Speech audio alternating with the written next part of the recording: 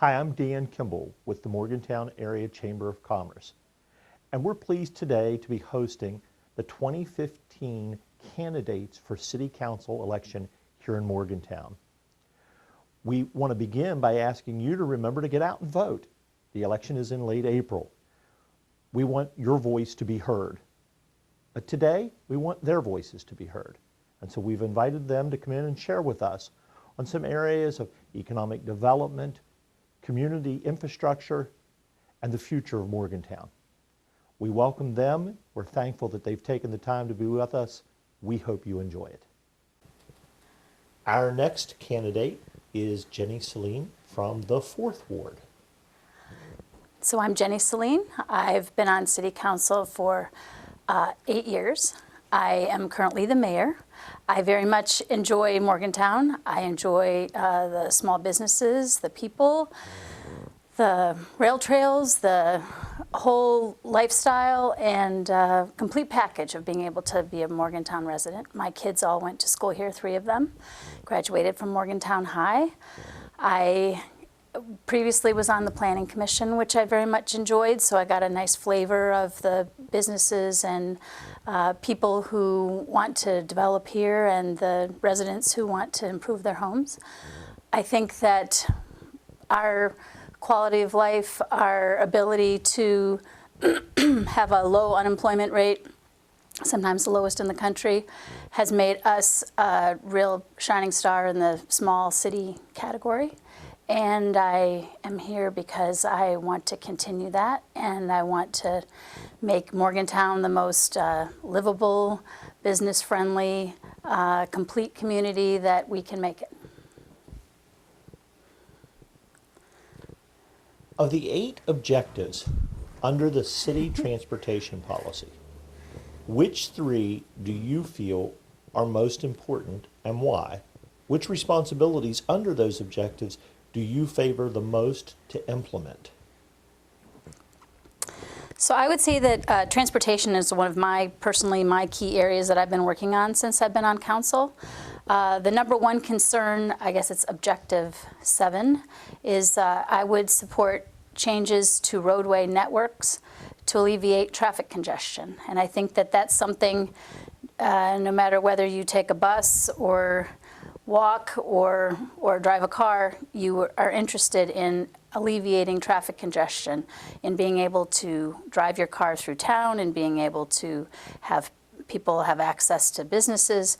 So I would say that that's the main overarching important part of the transportation section. I would say also capacity improvements, which are part of our long-range plan, and improvements in traffic control devices, and managing our traffic and having strategies as sort of the short range.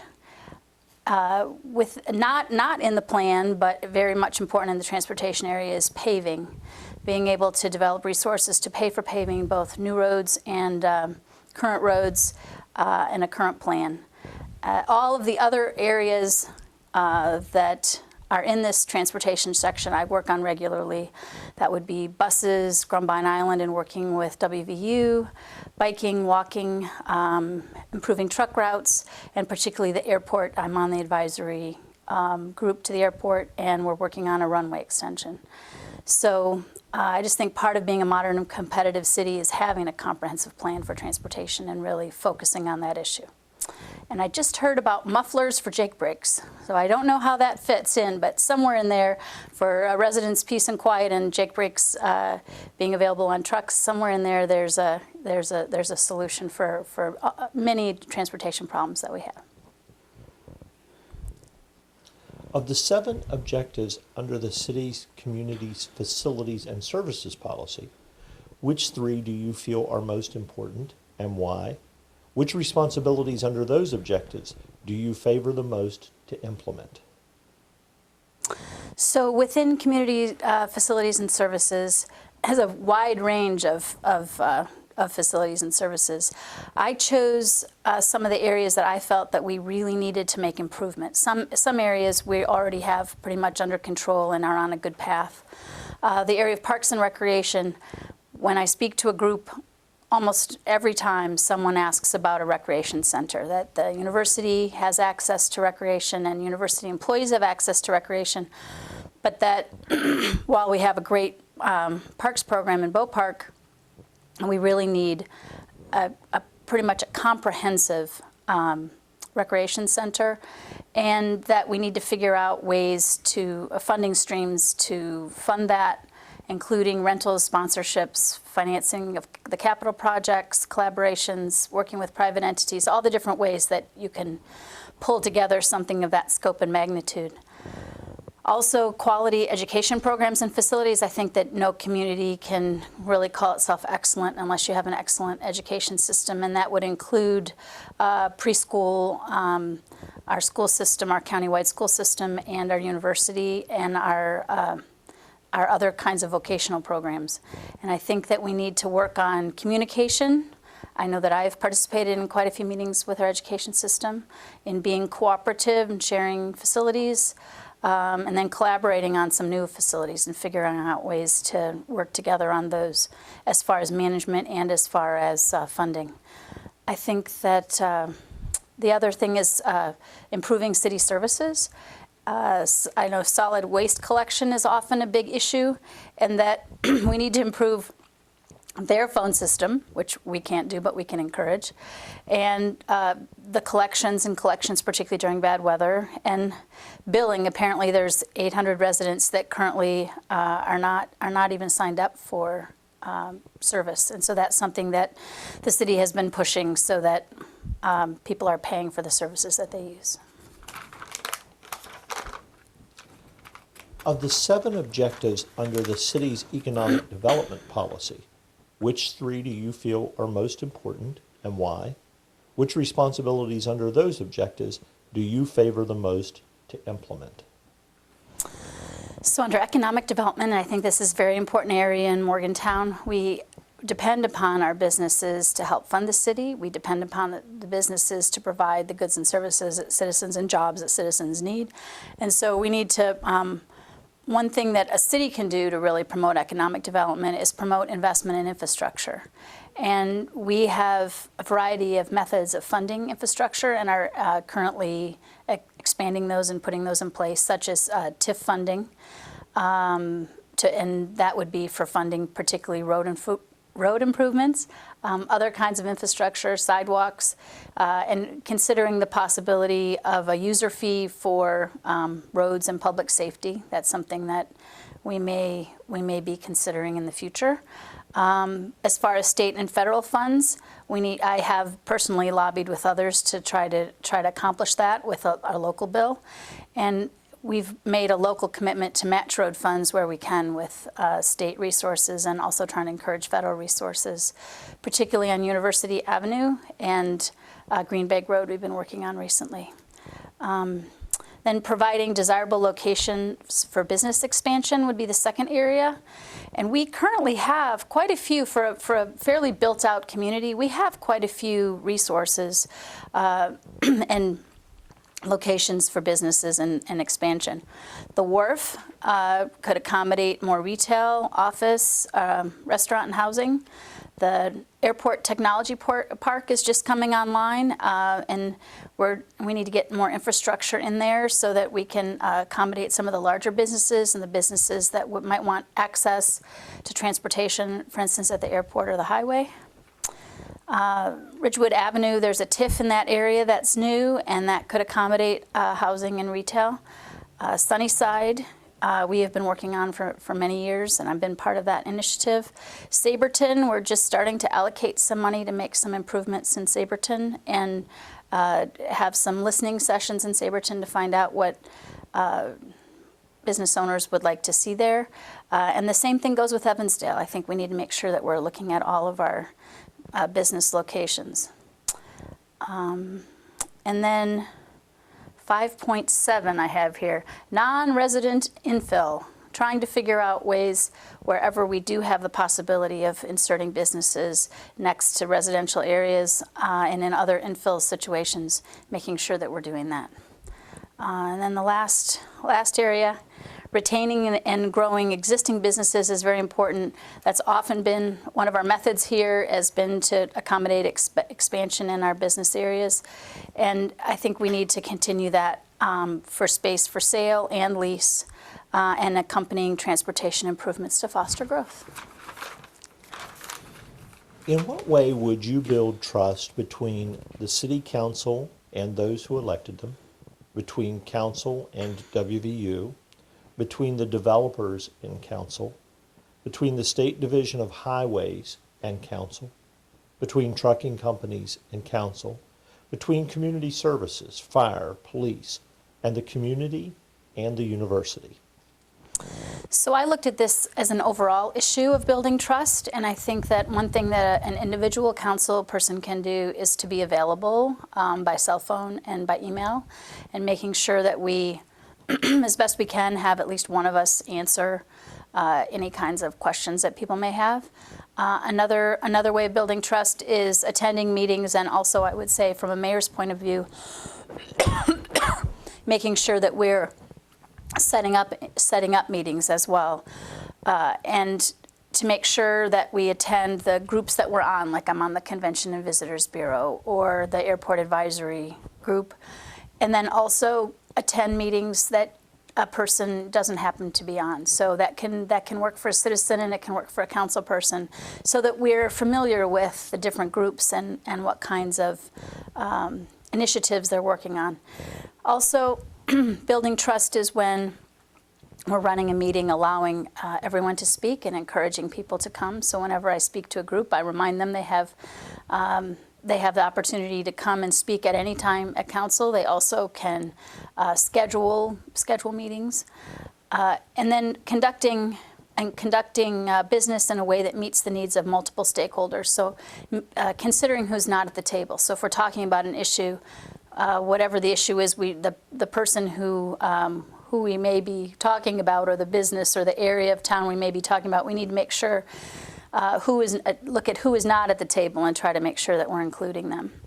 And then part of building trust is an attitude. Often I'm not looking, as a policymaker, I'm not looking for a precise solution, but I do want all the parties involved to be heard and considered. Looking for a quality solution that lasts. So that would mean, I think we build trust when we're building a road, if we make sure that it has a good base, it has drainage, it has some mesh if it's over concrete, and it's well milled, so that when we're building something, we build it well, and then people are more prone to trust us to spend additional public dollars in responsible ways. I think that through the time that I've been in this position, I've met with the trucking companies along with the MPO to talk about Green Bag Road. I've met with WVU, the state, and DOH, all at the same time. Fire, police, community, WVU. We've had some town and gown meetings that focused on those kinds of issues.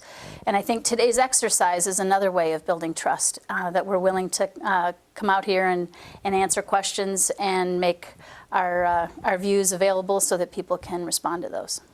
Thank you. The Chamber is obviously interested in a vibrant downtown.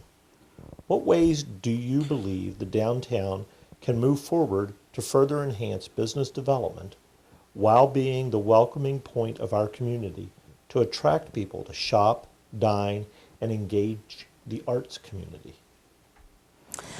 So downtowns are some of my favorite places. Whenever I'm anywhere else in our state or in adjoining states, I make sure to visit the downtown. If I'm driving on a highway, I'll go way out of my way to visit the downtown. I think it's one of our key assets, and also one of our key concerns. So we have in our downtown currently some issues with wanting to have homeless population have specific places to go during daytime hours if they so choose, so that we're not being unwelcoming to all the members of our community, but that we're being responsive to some of the business concerns about panhandling or other kinds of issues. So we're wanting, I would say, it's our main street has a lot of burdens. It has a late night economy, it has a daytime economy, it has concerns about cleanliness. We're working on kind of the times between the daytime and the nighttime economy. At one point, there was an initiative where they talked about kind of bridge activities, like if you had some comedy shows, some of the arts poetry readings, or different kinds of activities that bring people downtown in between the two more active times of the day, help to have people feel connected to their downtown and also have a steady stream of people, which makes the downtown feel more alive. I think we need to ask and engage business owners. I often stop into businesses downtown, try to eat downtown, purchase many of my Christmas gifts downtown, so that we are all supporting and maintaining and spending our dollars where we want our businesses to be open. And the welcoming portion, I would say, is trying to be attractive to people, having places to shop, dine, and yes, have a nice beer, and being vibrant, having music in our downtown. I mentioned cleanliness, can't mention it too often, but we've worked hard to have extra people on duty, particularly during the day, so that we can make sure that the evening's refuse is swept away, and then we just prepare for the day and the next evening. So I think the truck, we've been working on a truck route around on Greenbag Road, potentially increasing the weights on our interstate, so that then if we were routing some of the trucks that don't need to be in the downtown around, it makes it feel like more of a cohesive community feel. Okay, and so some of the methods for improvement would be taking walking tours, making sure we're fully programmed in our arts venues and our farmers market venue, and after athletic events, trying to make sure that the traffic isn't all routed out of town, but some of it is allowed to stop in our downtown for dining and shopping. What specific skills do you bring from your private sector job that you believe would be beneficial for a member of council, particularly as it relates to small business interest in our community? So I grew up in a small business, literally. My playpen was in the middle of my parents were small publishers, and they initially published a magazine out of their home, and calendar and assorted books. And so I often was one of their 12 employees. So I've worked in a warehouse moving books. I've helped with editorial, getting out mailings, all different kinds of, I wrote a book for my parents as well, one summer with my husband. So I have experienced all of the cancellation of the summer vacation when a key employee quits, or all of the issues, unfair competition with government, where somebody else could undercut their advertising, and so they would always be pretty politically neutral because they would need to please whoever happened to hold the purse strings at the time to make sure that they could keep their business viable. So I'm very familiar with 35 years of being part of a family business. As well, I've had all different kinds of jobs. I worked victim and witness assistance at the county courthouse for some years. I was part of the community design team. I was the coordinator at West Virginia University, so I'm familiar with a variety of faculty, and have worked in lots of other communities to see some of their solutions. I also used to manage a tiny ice rink in Manhattan, Kansas, and I've run several community festivals and worked for parks departments. So I have a pretty wide variety of employment and have always enjoyed being an employee and working at whatever issue came to me, and definitely have some skills in mediation and problem solving from those activities. Morgantown was recently granted home rule status.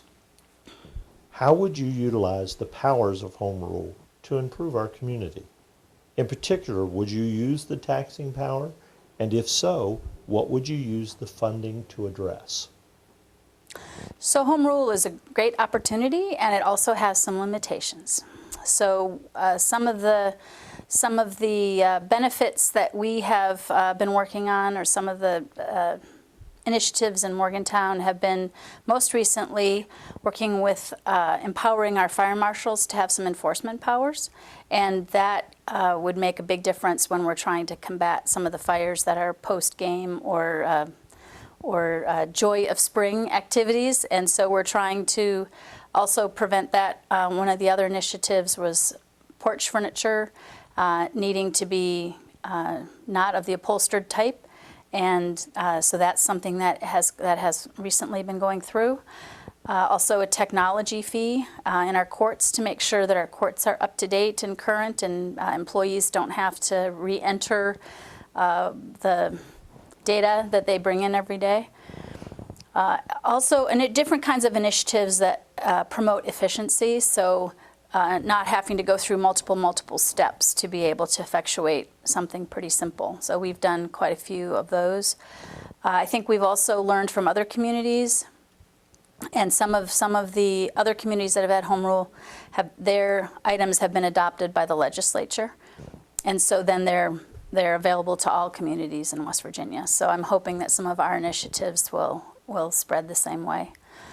Let's see. Oh, so as far as the taxes go,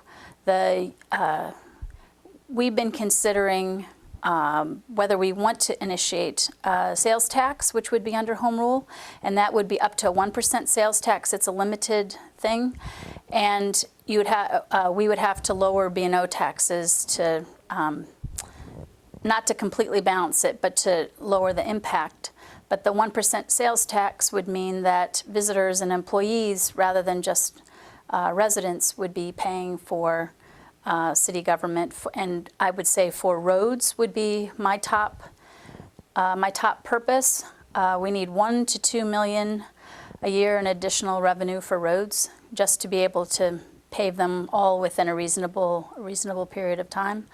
The other purpose that I would consider important and legitimate would be we need more members to our police and fire departments, and so safety kinds of issues.